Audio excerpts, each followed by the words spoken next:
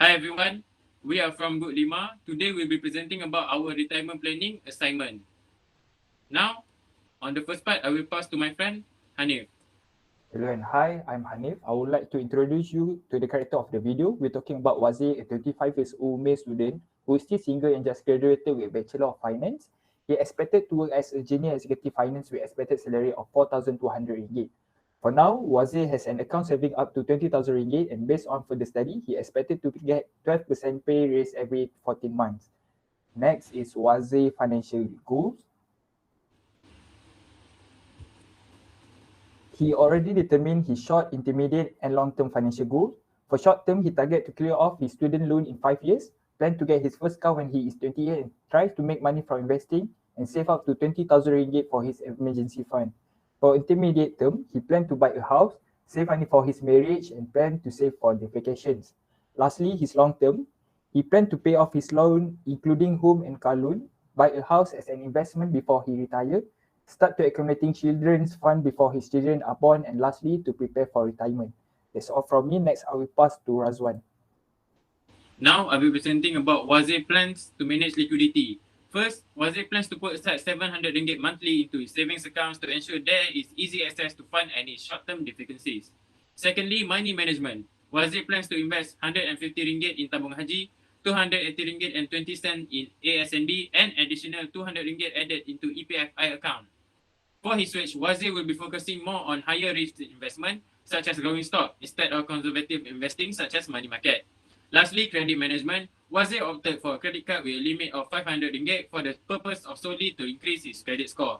Now I'll pass to Lee.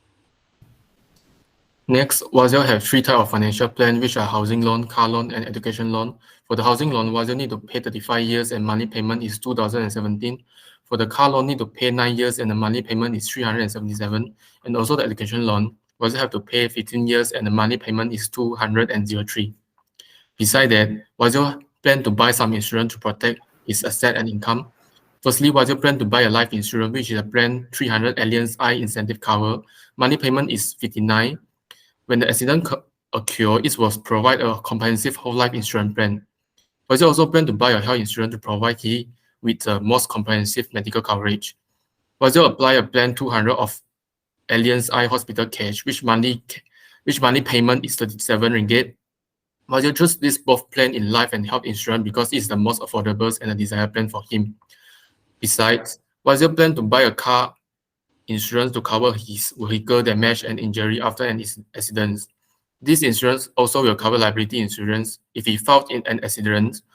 This type of car insurance will pay for property damage and injury he caused to others. Wazir buy this insurance for his car Berdua Asias and the monthly insurance payment is 105. Last, for the Wazir also have to buy a home insurance for his property. When the house is damaged or destroyed, Wazir has the money to rebuild it without walking away from his mortgage. The insurance covers from roof to floor, and the residential insurance benefit cover incidents such as fires, wind, thief, or damage to the structures of the home, which monthly payment is 34. Next, I'll pass to Hidayah. Hi, I'm Hidayah and I'll be explaining the investment strategy for Wazir. So we have 4 main investment right now: Tabung Haji, ASNB, Aham Gold Fund, and Aham Bond Fund. So Tabung Haji is because Wazir might want to perform pilgrimage in the future. So we plan to accumulate 35,000, which is slightly higher than the required amount for the pilgrimage purposes in 15 years, which Wazir will deposit 150 monthly with a projected average return of 4.25%. And ASNB, since we want to accumulate for retirement purposes and Wazir is eligible for it, the projected average return is 1.5%, and Wazir will deposit 280.20 monthly to achieve this goal. It has a low risk and high liquidity, so even if Wazir needs some emergency fund from ASNB, he can collect it from the SNB and turn it into cash. Aham Growth Fund is main purpose for Wazir to grow his capital during the early years. So we will invest in a high percentage for Aham Growth Fund during his early years, 20 to 30 to 40, so that it can accumulate the growth of capital. It is higher risk, so the projected cumulative return in 10 years is 29.96%, and Aham Bond Fund is bonds. Bonds has lower risk, but this is to preserve the capital that Wazir already has. So this, we will increase the percentage when he's nearing retirement. So he will invest more in bonds when he's older. He doesn't want to invest in higher risk like growth funds. So projected return is 42.80% in 10 years. So I'll pass this to Reshven. Next, I'll be talking about Wazir's estate planning. First is will. Wazir is required to write a will, which is legal document that specifies who will inherit his possession once he passes away. If he doesn't leave a will, the court will decide what happens to his possessions and who will take care of his children. Next is power of attorney. Wazir must execute a power of attorney while he is still mentally capable. If Wazir is not mentally disabled, he has the power to remove or modify the authority of his agent at any moment. Last, trust. Wazir has considered creating a trust if he is worried about how his possession will be dispersed after his death and how much tax his heir would have to pay. With the use of trust, a legal organization is able to dedicate the terms under which certain asset will be dispersed after his passing. That's all. Next, I'll pass it to Radzuan. You may be wondering what is the strategy that Wazir used.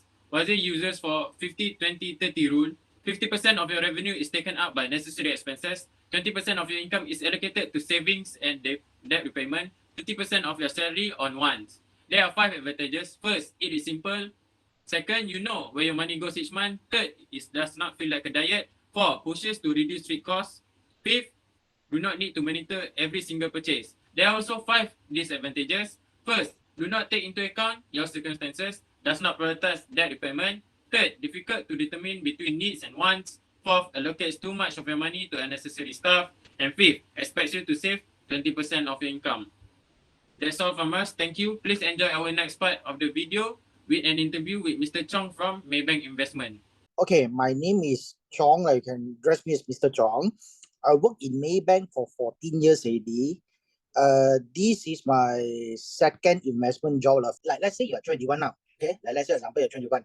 You wanted to buy a stock or anything, and then after you retired, then only you sell. I think it's quite risky because it's no longer like last time. Probably like last time, for example, during like 60s, 70s that time, when Power Bank get listed, you just own 1,000 unit, right? Now you're already a millionaire. That kind of investment, right? Very hard to get it. Because, you know, the market is already, how to say, flat. Saturated.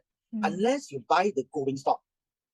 Growing stock like all the tech-related companies. But there is a high risk also. Because they are gearing, right? Gearing means like their debts some of them will be very high. And then some of them, maybe they are just like got the vision but don't have the technology or the manpower to do it. Okay? But if you want an investment strategy, I suggest it's like you compound it. Meaning like, okay, like let's say for example, you choose a sector that you wanted to hold. Like let's say a banking sector. I think if you want to invest longer term, like 5, 10 years, or maybe 20 years later on, you still can hold the stock, can hold the company one, is banking inside the banking sector, bank stock. For example, like Maybank, right? Because now everyone is talking about all this one, ESG, right? You know it's ESG? Okay, I never heard of ESG. Okay, ESG is you know ESG is environmental, sustainability, and governance. I mean, like, because now, right, it's like now, all the foreign fund, all the global fund, they will look into this also because, you know, now the planet is like going to end like that, right? They wanted to invest in a company that, like, save the environment, like, don't have sustainability, like, they don't like abuse their worker, things like that, good governments, like good leadership and things like that, there's governance, Yeah, and then mostly our local companies that pass all these criteria, right, is banks.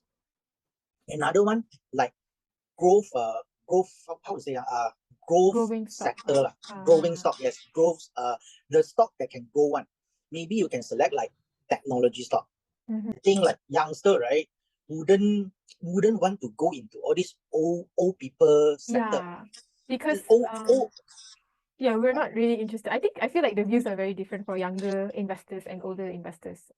Yes, choose one is more stable one to give you yearly dividend. Another one is riskier one. Maybe separate the portfolio 70-30% every month or year or 60-40. It's up to you all. Okay. Thank you so much for your time. No problem, no issue. Mr.